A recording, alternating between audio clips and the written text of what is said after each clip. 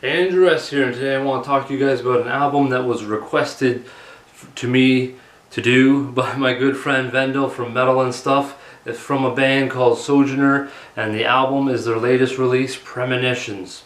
This is an epic album, so let's dig into this. This opens up with the monolith. This reveals itself in this sort of veil of ominous mist. And from that mist comes this deluge of fierce riffs and a blend of angelic female vocals and intense harsh vocals that bring that shadowy visual monolith to life. Just an awesome solid opening track. And then you go into Eulogy for the Lost. This is where I felt the first bit of and subtlety of the folk elements that I really got to hear. That was from the tin whistle, and it sort of adds this breeze, this elemental breeze to it. And then you got some brilliant guitar melodies uniting the somber yet beautiful atmosphere. And I really think the pacing of the drums help here really sort of heighten the energy of the guitars throughout Eulogy for the Lost. And speaking of drums, this next song, The Apocalyptic Theater, I'll be digging into those pretty well. I applaud the drum work on this one so very much, from Ricardo, Florida. The drums just add so much and subtract and transform this song with its tom work, you know, the fills across the toms, cymbals, and really, I think, stoke the fires of the keyboards early on and lets the lead work sort of dance throughout.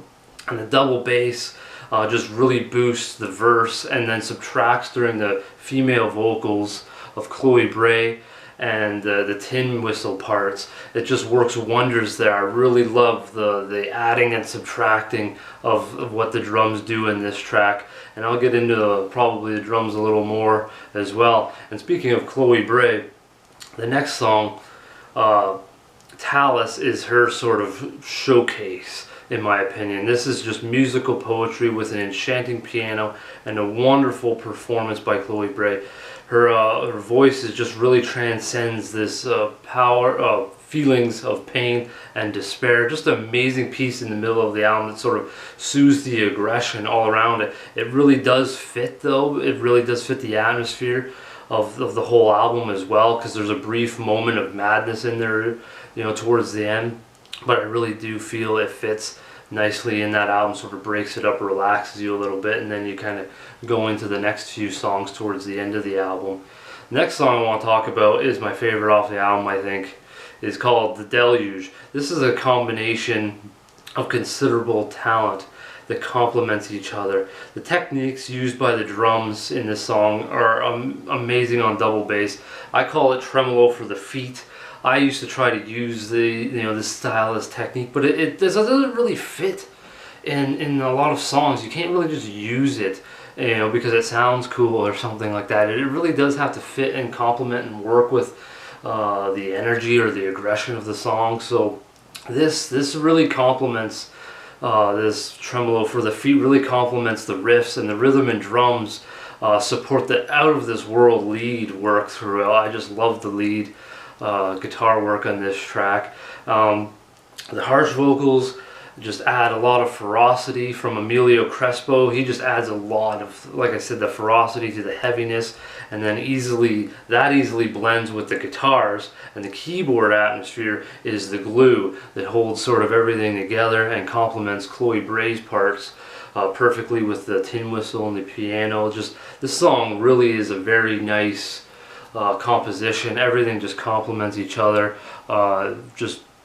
It's pretty damn awesome. That one I highly suggest when you go over to their Bandcamp.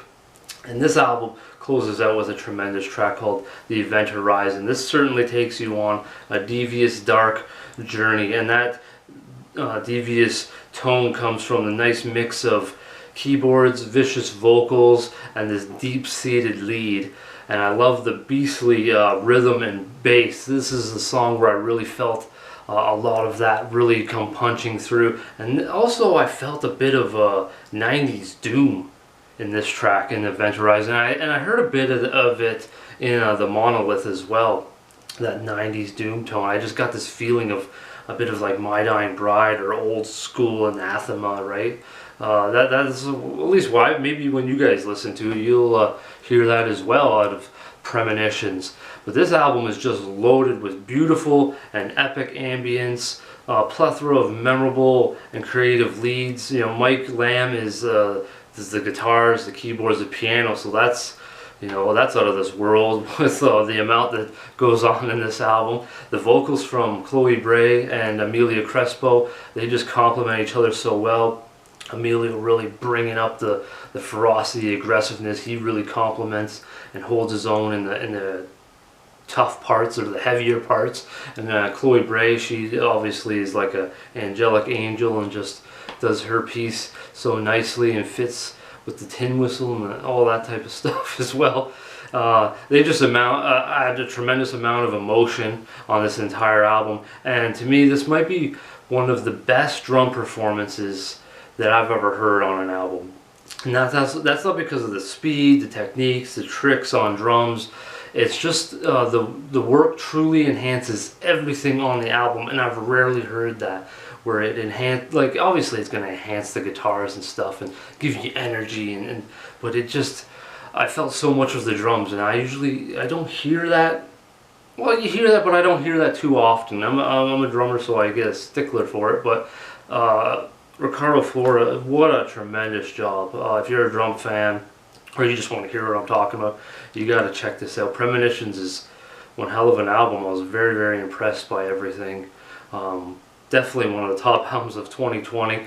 Of course, I'm going on, but the links for the songs and the Bandcamp and all that stuff will be below. The artwork is awesome too, especially on the previous albums. I checked out the artwork. So, you know, what can I say about this album? For more metal content, I'll have some bands down below as well, and so feel free to subscribe to my channel for more metal content and more stuff like Premonitions, I hope, in the future. So until next time, folks, heavy listening.